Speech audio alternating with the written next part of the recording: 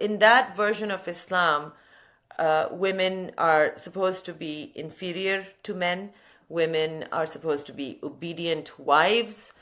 And there's all kinds of things that I heard when I was a young teenager that really, offended me, really made me angry. I'm a general's daughter and I'm a totally spoiled brat, right? And so I have that kind of a personality where you can't easily scare me, right? Yeah. And I'm also getting top grades in school, college. I'm always ahead of my male counterparts. But then when I come to this Islamic gathering, I'm being told you are inferior and you must accept that as God's will. I think Islam hates us. They have done nothing except wreak havoc and terror for our faith and our religion. Professed values of the Western countries, democracy and constitutional and human rights, at least they should speak about this. And it's like, I feel like religion just is making it worse. They say they believe in God, but I think they're just anxious. Before we talk about politics, let's look at the fundamental things. That when we stand up to those who oppress our communities, that Allah accepts from us that as a form of jihad.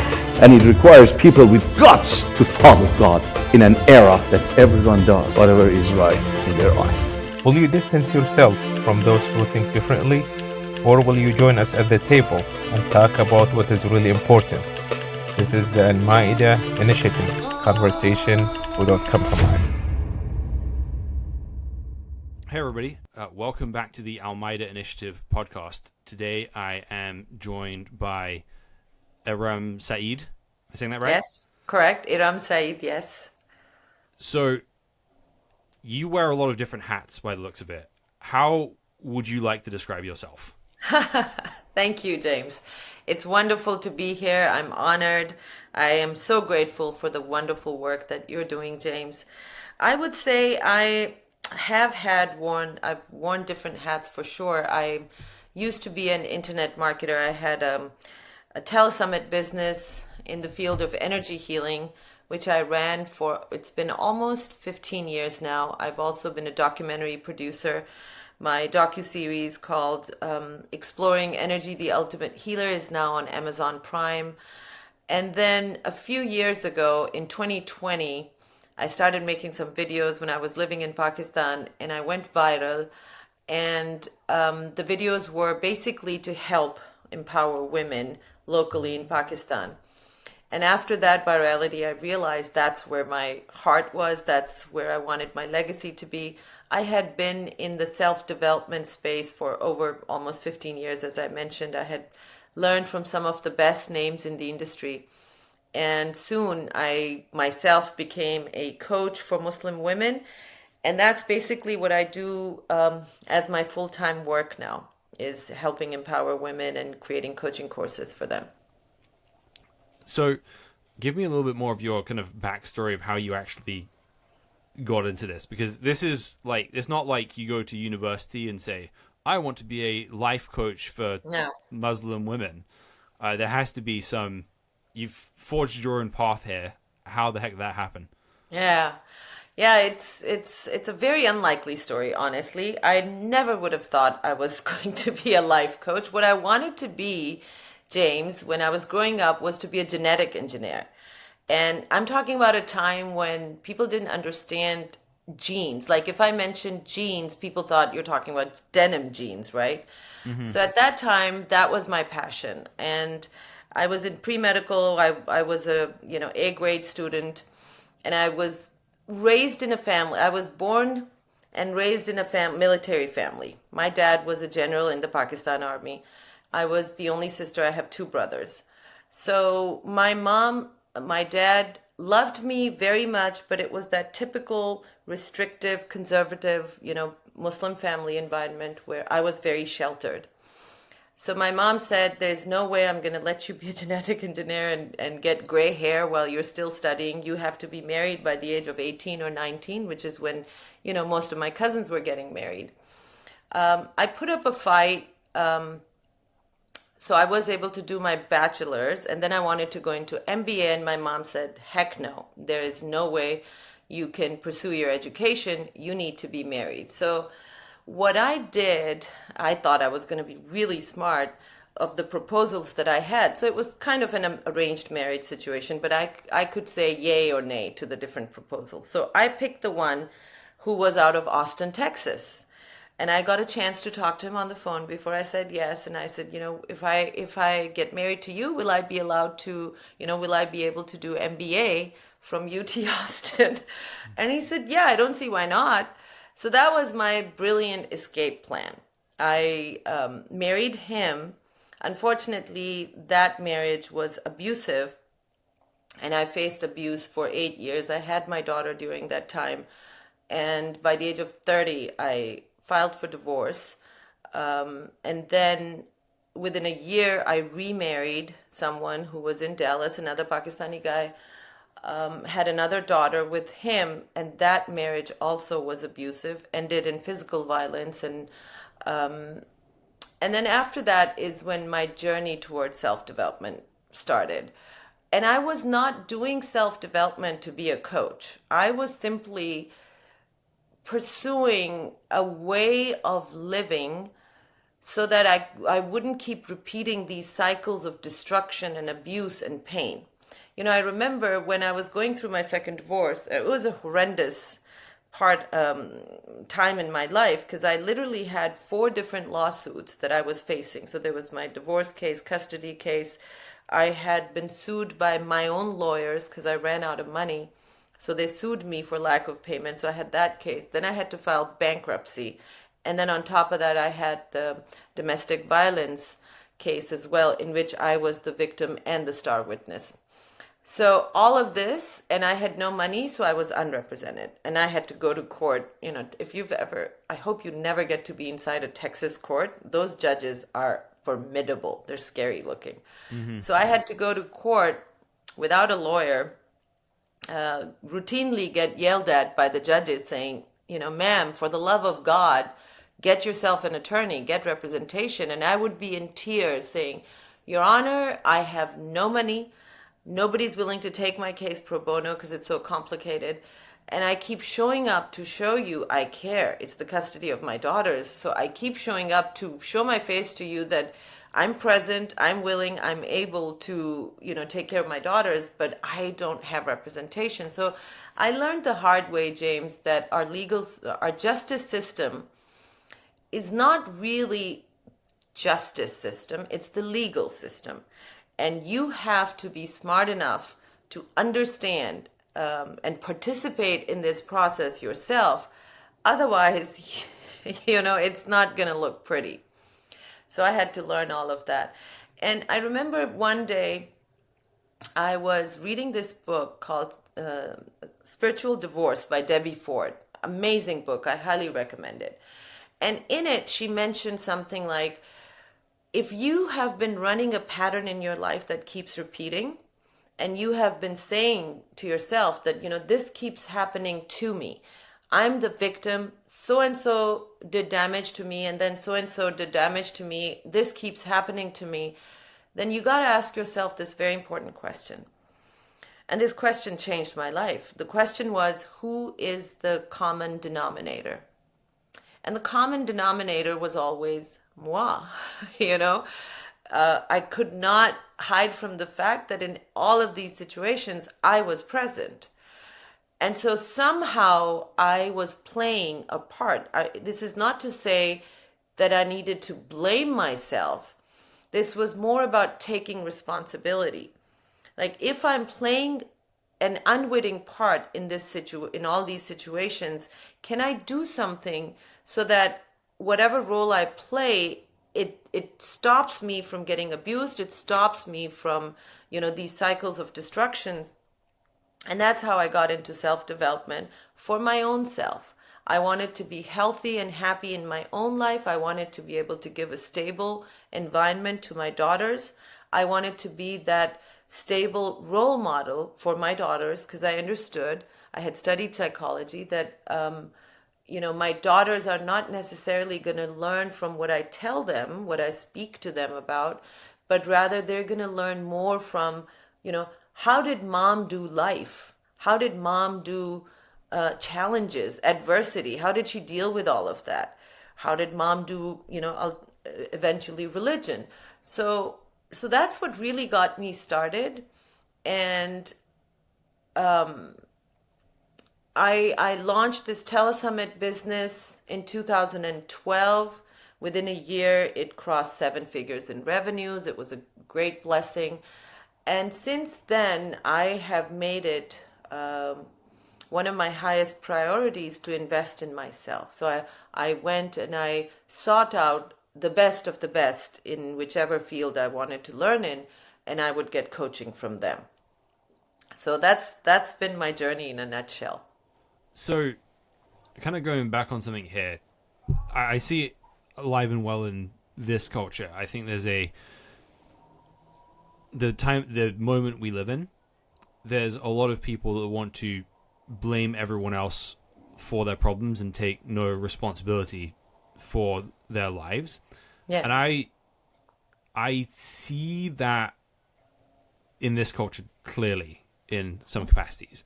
I actually have no idea what that looks like in the sort of Pakistani culture you were raised in. Would you say that's like a cultural problem for women in Pakistan, men and women in Pakistan? Was that something that's unique to your family, unique to you as an individual? What do you think about that?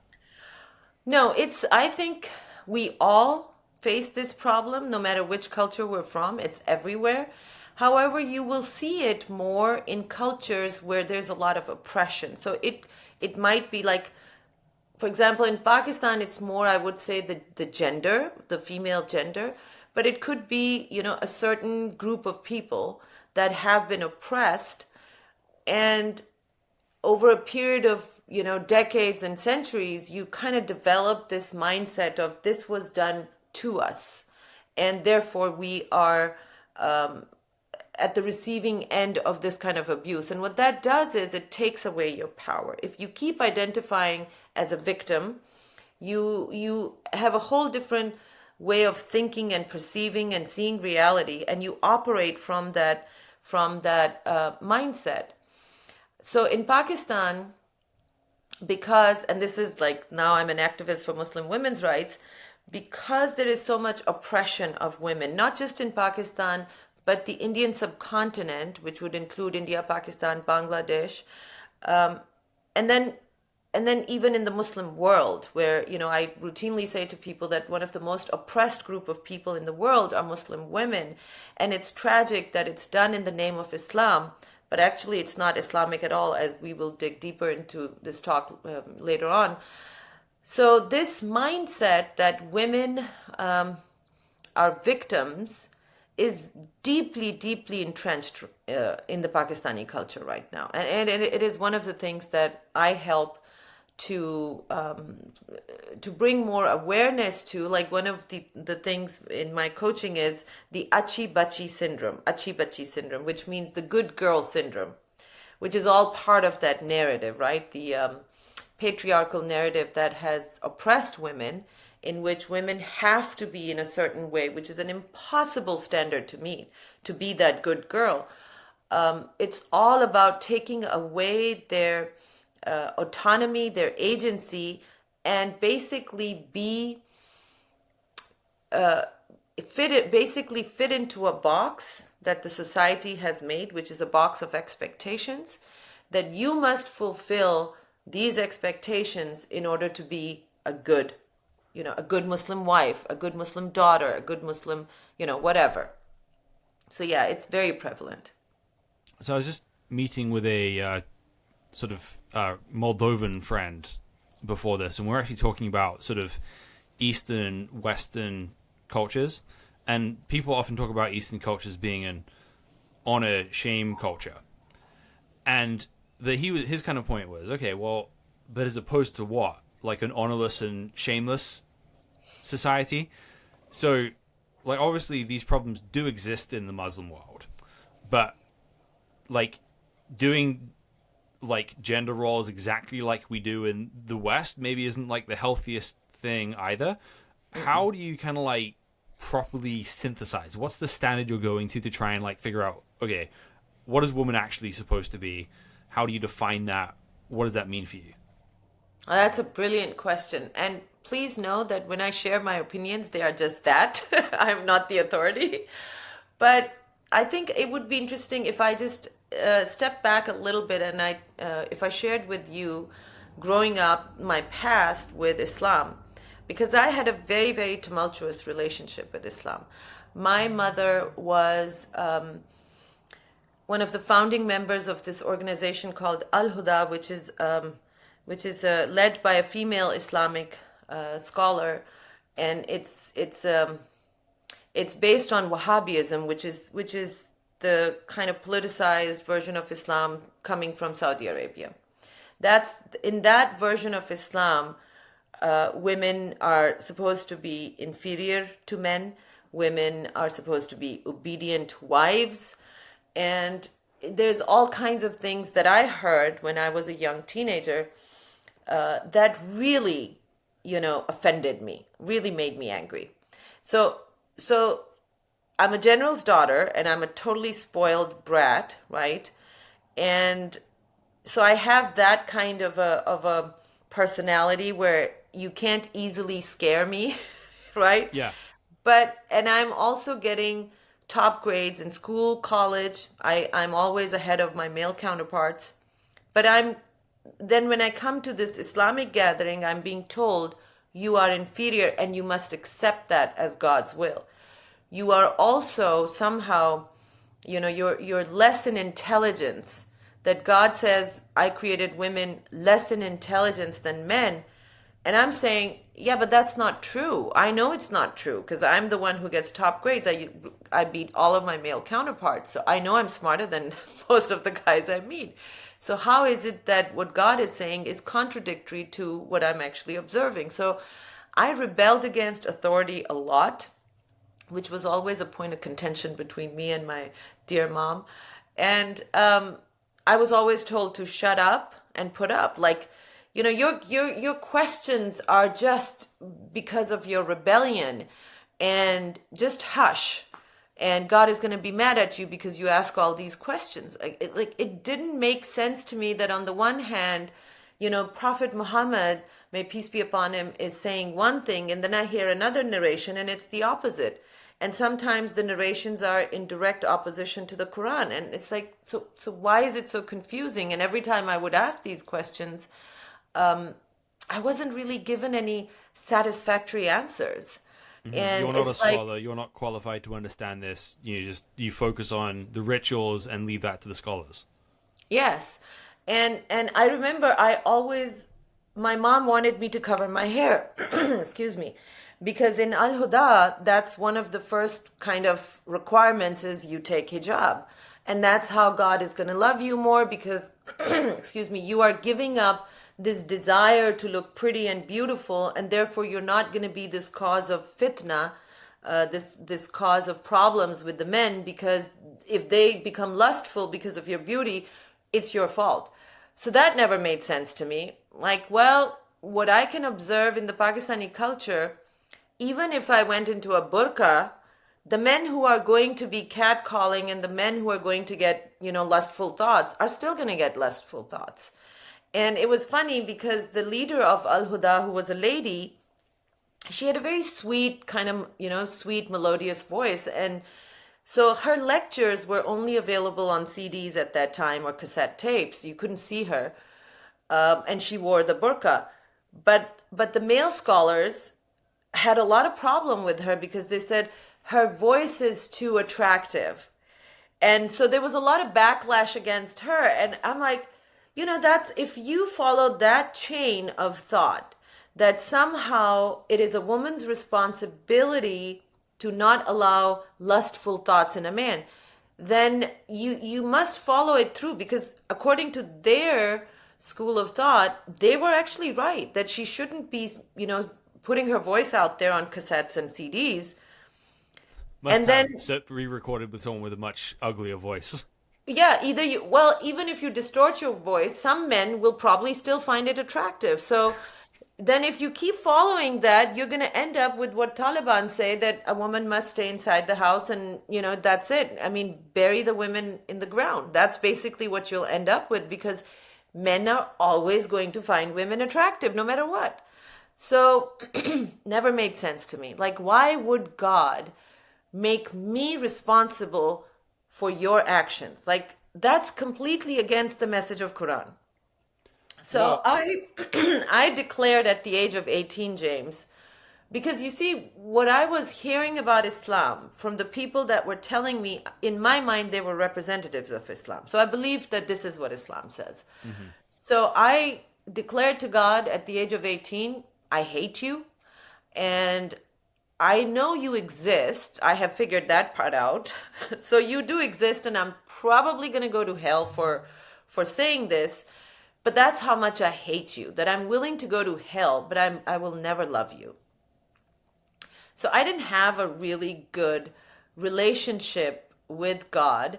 However, I'm very grateful that, kicking and screaming, but still my mom would take me to all those gatherings, the dars, and I did the course, I had to learn the Hadith, I had to learn the Qur'an and all of that stuff. So I had a lot of background knowledge. And it was around my second divorce when I was finally exhausted and beaten, because I thought I was smart enough, I would figure everything out on my own.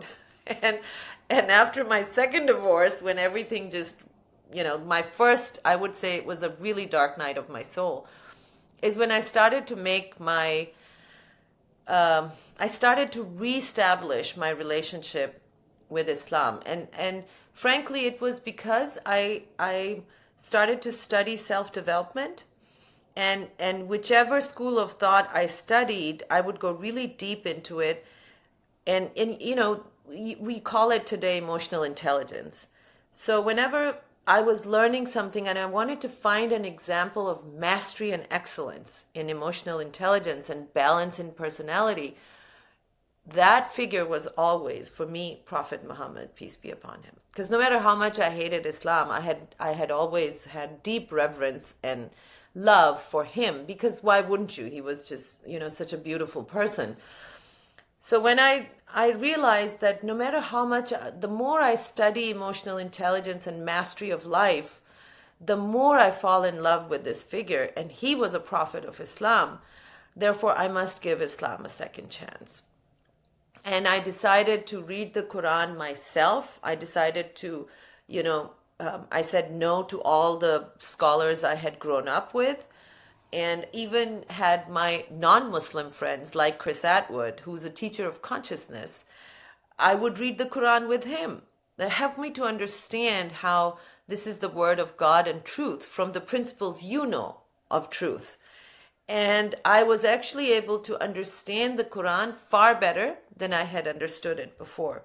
And then I did even more research and more work, and it was shocking to me that the lessons I had learned, especially regarding women, Islam was actually the opposite. If anything, Islam has a preferential treatment towards women, So, question on that, because obviously wrapped up in this is a lot of kind of Quranic interpretation and like Hadith literature as well. So we talk about the Hadith about, men being more intelligent than women in Sahih al-Bukhari, for example. What's your attitude towards Hadith? Are they being misinterpreted? Do you kind of like take some, leave others? Are you dubious of Hadith in general? Are you like, would you call yourself like a Quran-only Muslim, or how does that work for you? Yeah, that's a great question. I did for a while, become a Quran-only Muslim, because the more I delved into, like you mentioned, Sahih Bukhari, there are major problems in Sahih Bukhari. And I know, so if I were living in Pakistan, this would probably cause death threats for me, right? Because the attitude is, if you are going to question Sahih Bukhari, that means you're a denier of prophecy. And it's like, how do you make this jump to that? Like, it makes no sense. If anything, I think I'm a lover of prophecy. And some of the stuff that I find in Sahih Bukhari deeply offends me. So here's how I approach the Quran. When I am reading the Quran and there is a certain topic that I really want to understand, I will first find all the references about that topic within Quran. And I will read not just that verse, but the preceding verse and the following verses, because that's how you build context. Like, what is God actually saying here? Because regarding women, even the hijab, for example, verses, there's stuff in different surahs. So you got to understand exactly what was happening when it was revealed. What did God say right before this verse, right after this verse? And what is the whole approach of Qur'an regarding this particular matter? But then you also zoom out a little bit. What is God's approach towards everything? So my lens when I read the Qur'an is, it has to be just. It has to be balanced. It has to be beautiful. Because beauty in scientific terms is something that has balance and harmony. That's how our eyes perceive beauty. So if it's something from God, it has to be all these things. And that was basically the basic message of Islam, was on those principles, which as Muslims we've gotten away from. So I look at the Quran, and if I am satisfied that, okay, this particular issue I now understand, and in my heart I'm satisfied. Now, if I read the Hadith, then if it is in direct contradiction to Quran, I am not going to believe that Hadith as being authentic. I also have studied Hadith extensively and the history of, the Sunnah of the Prophet extensively, where I have a pretty clear picture of who he was as a human being. And as I told you, I studied him from the perspective of, emotional intelligence and self-development. So I have a pretty good idea of who he was as a person. So there are certain things, for example, we know he was extremely polite to a fault. He was very, very polite. He did not ever use language that would be considered loose language. Similarly with the Quran also, when God mentions something, he uses very subtle, beautiful terms, like that's eloquent. Prophet Muhammad, may peace be upon him, was eloquent. And then you come across certain hadiths where it's being said that a woman cannot, it's being falsely narrated to the Prophet that a wife must submit to her husband's sexual desires even if she is on the back of a camel. Well, that doesn't sound like Prophet Muhammad at all. When do we see him act like that in his life? Never. Then apparently, according to this false hadith, he said, if a husband's body was filled with these, ulcers, pustules, filled with pus, and she licked him from top to bottom, she licked the pus out from top to bottom, she would not be able to still repay what her husband does for her. It's like, what? First of all, it makes no sense. And second, for the Prophet to use an example that is so repulsive, that just doesn't make sense. That doesn't sound like my dear Prophet. So it's offensive to me. So my approach is, I will not throw the baby out with the bathwater, because we have wonderful, amazing, very useful knowledge that comes from the Hadith tradition. And as long as it is in alignment with what I know and understand about the Quran and what I know and understand about my Prophet, then I'll accept it. Otherwise, I will not. So it sounds to me that so you have this understanding of who Muhammad is, and would you say where does that information come from? Is that information coming directly from the Quran? Is that coming from biographies, some hadith, or is it sort of just this internal spiritual sense you have of what truth and goodness is? Yeah, that's such a beautiful question. I love that.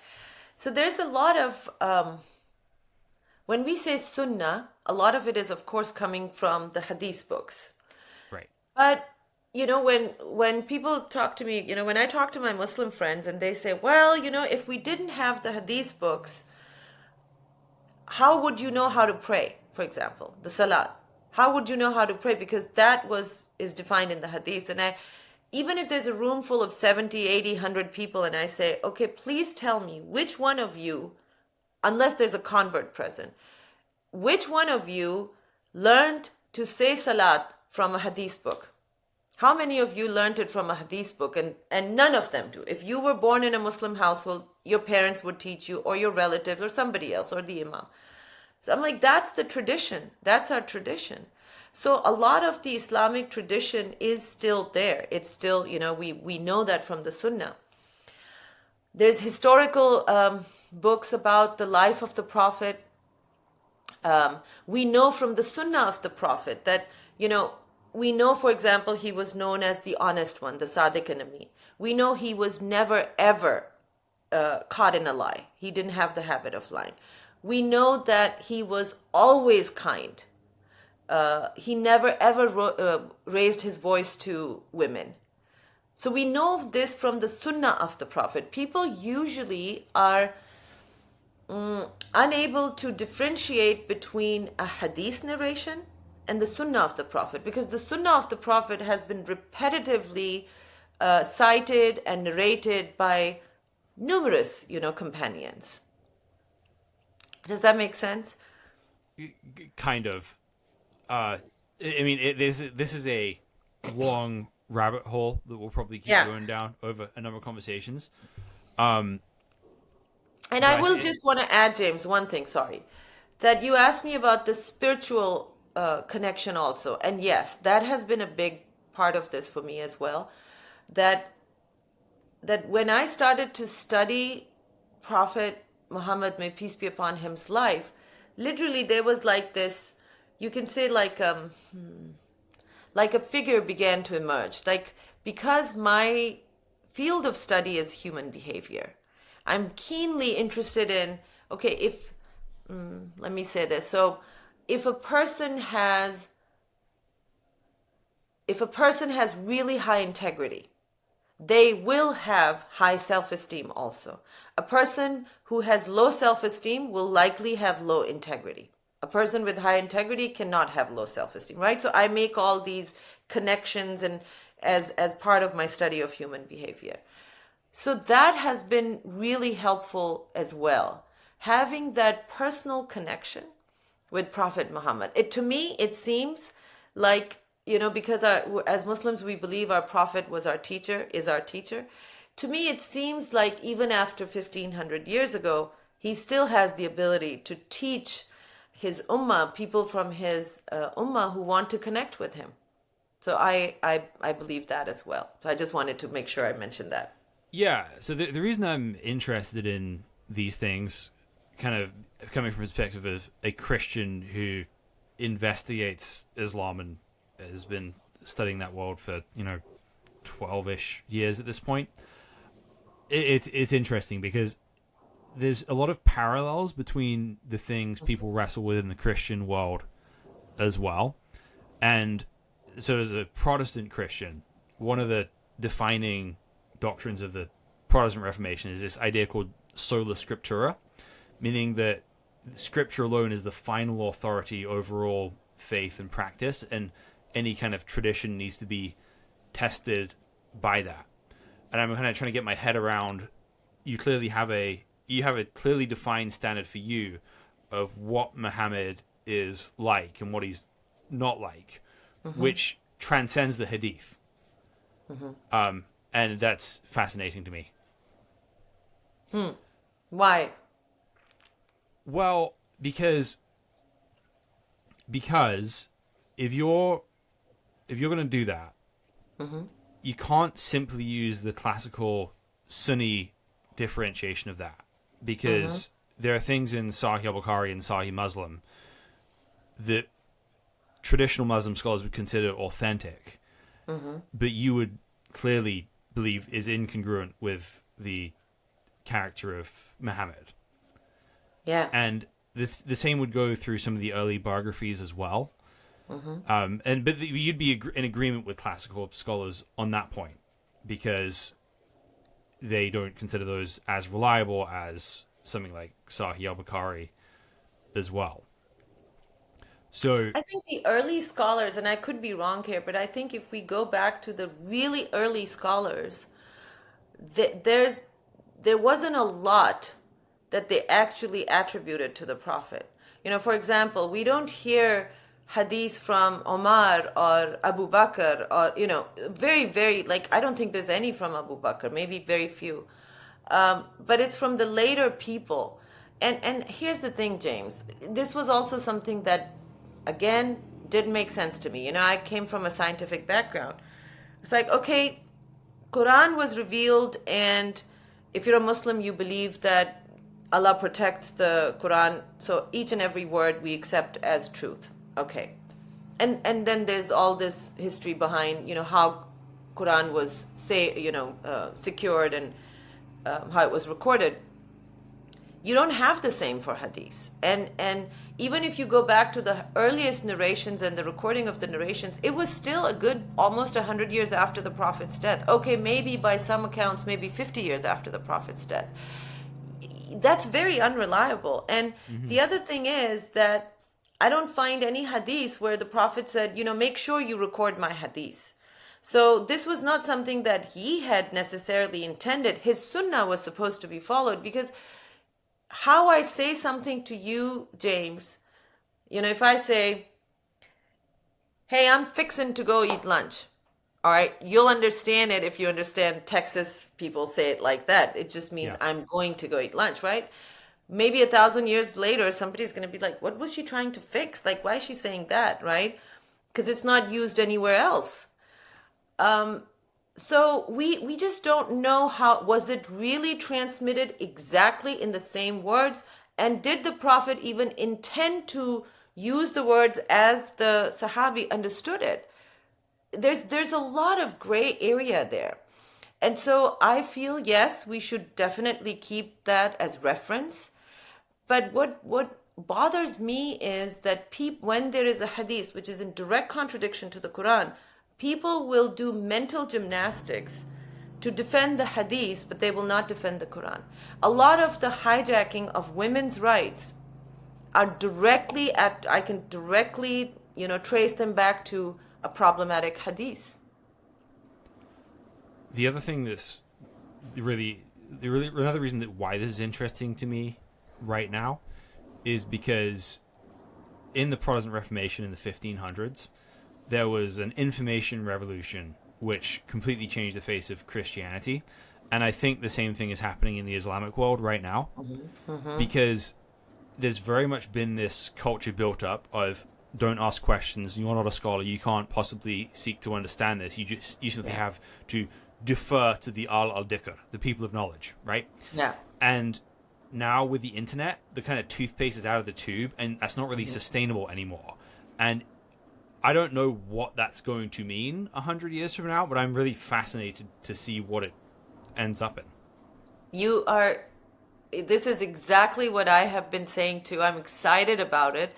I think that with the advent of YouTube, we began to see a lot of changes already, but it was still more of the classical scholarship that was on YouTube as well. And now we're seeing people who are more progressive and, muftis that are actually, there's a very interesting video on YouTube by Mufti Abu Layth called Bukhari Gate. So he kind of, spin off of Watergate, but he actually goes into a lot of detail about why he has problems with Sahih al-Bukhari and which parts of the hadith. So I think that with social media blowing up, with AI, I was already checking ChatGPT with some of my questions, and it's fast, like if I want to check the authenticity of a hadith, it's catching up. So I'm excited. I think the monopoly that scholars have had, which has always been a problem, I think that's going to go away. And people with questions who were made to shut up are going to be able to get their questions answered. Yeah, it's a very interesting time. We'll see how it unfolds. But because we have limited time for now, we'll do more in the future. I'm looking forward to it. Yeah, I would love to. Seattle. I'd love to. What, as somebody who's coaching Muslim women, aside from what we've talked about already, what do you think the central challenge that Muslim women face in the world today is? What do you think those challenges are? In the West or just all over the world? Maybe do one of each. Yeah, because the challenges that Muslim women face in the West are slightly different, I feel. In the West, so as you're growing up in the West, you are, of course, going to college, university. You know, Muslim women are more educated now than men. They're getting better jobs, all of that. It's $1 trillion industry, by the way. It's a very exciting emerging market in the West. So they have this personality, which is Western. So they have acquired education here and their career is here. And that seems to be a lot of times in conflict with their religious and cultural identity, because over here they're still being told, in order to be successful in life, you got to be a good wife, obedient wife, you got to have kids, and all of this that you have achieved on this part of the world, your degree and your education, it doesn't really mean much because you're not married yet and you're not, in a successful, happy marriage. So they have a lot of guilt about, if I want to, is it okay for me to pursue my career and not get married right away? Is it okay for me to pursue my career, get married, but not have kids? What if I don't want to have kids? And then, just dealing with this identity that if I marry a Muslim man, is he going to treat me with respect and equality that I know I deserve, but our religion says, no, you're inferior to a man. So having to juggle all of that is causing a lot of cognitive dissonance, confusion, disenchantment. I know a lot of young girls who their parents think are practicing Muslims, but in their hearts, they've walked away from Islam. So that's part of my coaching, is to help them understand, bring them back into the fold that what you've been hearing is actually false. Islam is very egalitarian and very empowering for women. Muslim women in other parts of the world, their challenges are quite severe. Because frankly, if a Muslim woman in the West says, you know what, I have, seen the light of day, I know what the Qur'an says and what the truth is, and I don't want to deal with your misogynistic views, well, she has a lot of freedom. She can do a lot still. But living in Pakistan, living in Bangladesh, living in India, I don't know how many choices they will have. I'm not saying that all men are misogynistic in those countries. There's some wonderful men there that are amazing, but very, much fewer in numbers.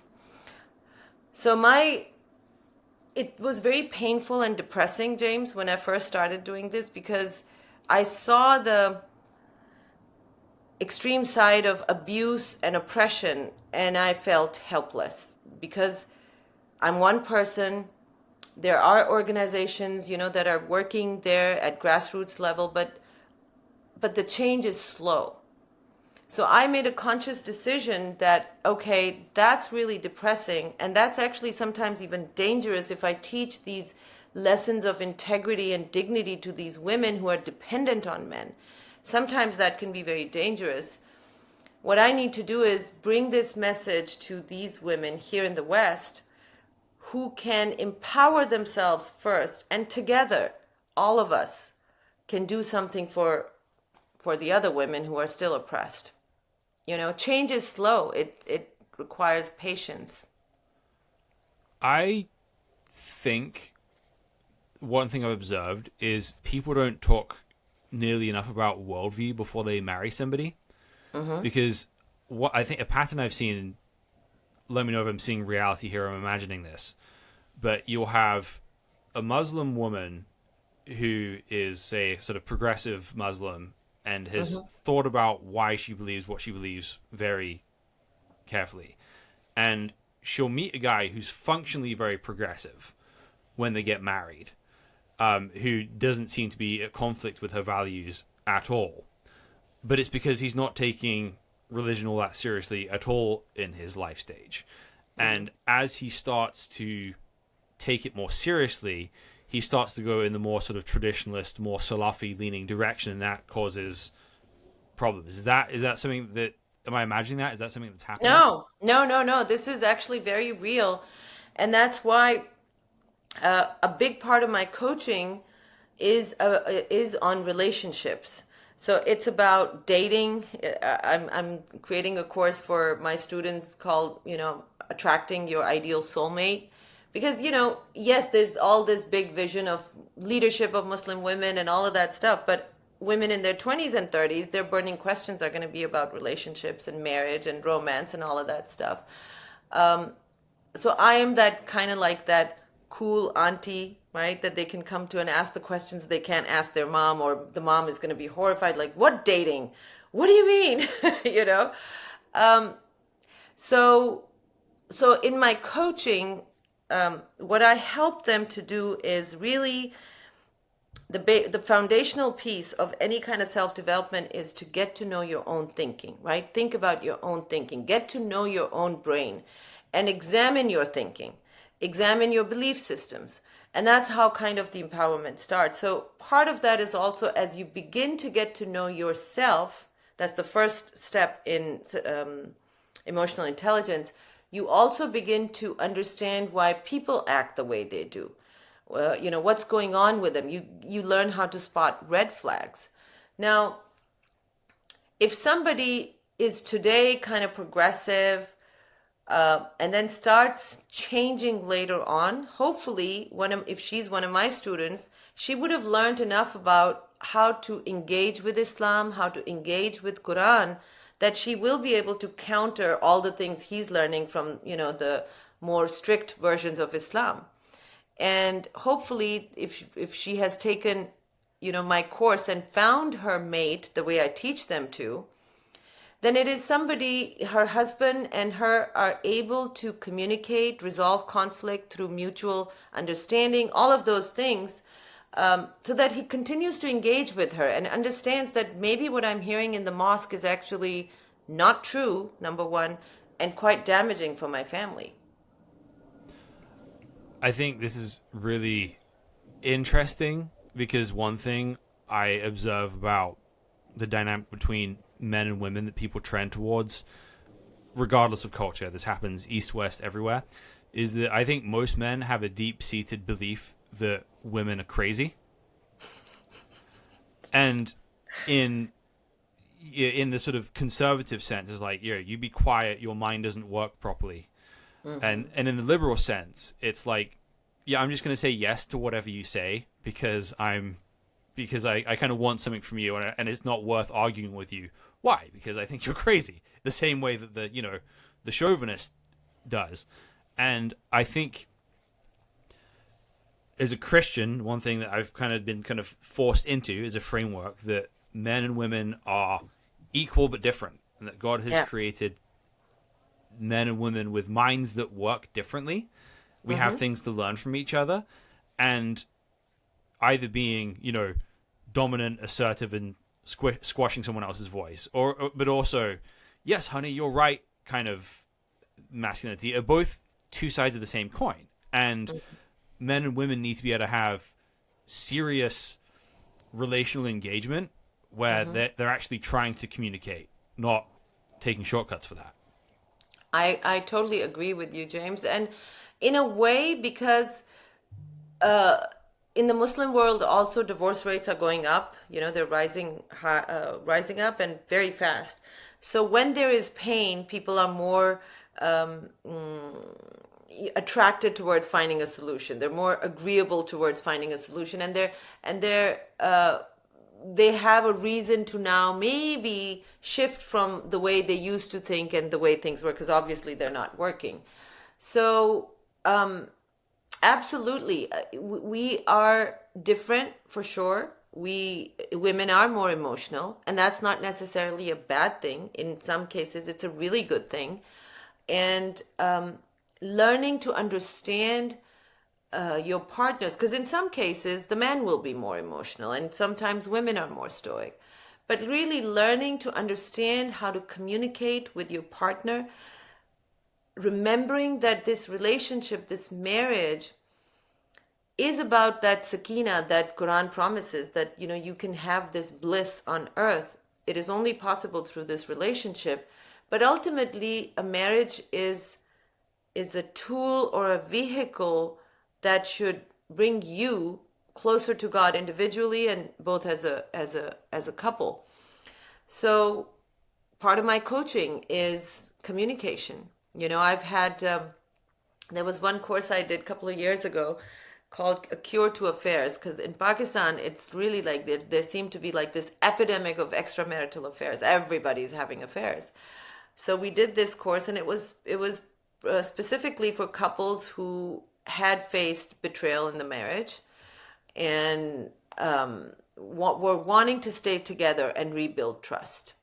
So I actually had men and women take the course together. And it was really beautiful to see how these men were willing to learn how to communicate with their wife. And of course, women were willing to learn as well. And we had fantastic results. So much can be solved, James, if we can just teach people how to communicate. I think it's so sad we don't teach this to children in school. This should be the first course being taught across, everywhere in the world. We should be taught emotional intelligence. We should be taught communication. We should be taught conflict resolution. But we're not. We're not taught any of those things typically. So I am a big proponent of, introducing some kind of premarital course through the mosques. It should be mandatory for couples to take this course before they get married, and it's going to help set them up for success and not, run into these roadblocks. So I married an American. So my wife's from a very different upbringing than I had culturally, geographically. And I think one advantage you have when you have a cross-cultural relationship is you kind of go in knowing that communication is going to be difficult. Yeah. But sometimes if you come from the same culture as somebody, you actually go in with the assumption that communication is going to be automatically easy, and that kills people. Yeah. It's never going to be easy. It's like when you get married, you're not just marrying that person, that human. They have a whole set of beliefs, their opinions, and you have a whole set. So there's maybe thousands, if not millions of beliefs here and millions. It's ludicrous to think all of these are going to just match perfectly because all we see is rainbow and roses because we're in love. No, a lot of the stuff is actually not going to match. And that's a beautiful thing, because when you think about intimacy is into me you see. When you feel seen by a human being, which means the good, bad, and the ugly, they're going to see all of you and they're going to accept you. That is the most beautiful gift you can give to another human being. It's just soul fulfilling. Well, the way to do that is through conflict. Conflict is what shows you, okay, hold up, you guys have a difference of opinion here. This is the time where you sit down and you actually ask open-ended questions to get to understand your partner. It's funny, James, in the beginning when we fall in love, we are so curious about the person, about, this object of our affection. We have endless curiosity. We cannot get enough of them. We want to find out everything about them. And that's part of why it feels so good. But we stop being curious about them usually after we're married because we have them figured out. I have you figured out, and you forgot my birthday because you're selfish. You never think about me anymore. Da da da. It's like, why do we stop being curious? Curiosity is a beautiful thing. Right. And it moves from curiosity to sort of expectations. So if you find out about somebody's like skeletons from their past early on in a relationship, like when you're first like dating, it usually doesn't really bother anybody. But when that comes out like 20 years later or something, then that's a huge deal. Because I think it's because of what you're saying. The curiosity is gone at this point. Well, I think there's an expectation also in the beginning that I'm just beginning to get to know this person. They're not hiding anything from me, right? But if you've been together for years and something was not shared, then maybe there's this feeling of something was deliberately hidden from me. It's kind of like a betrayal.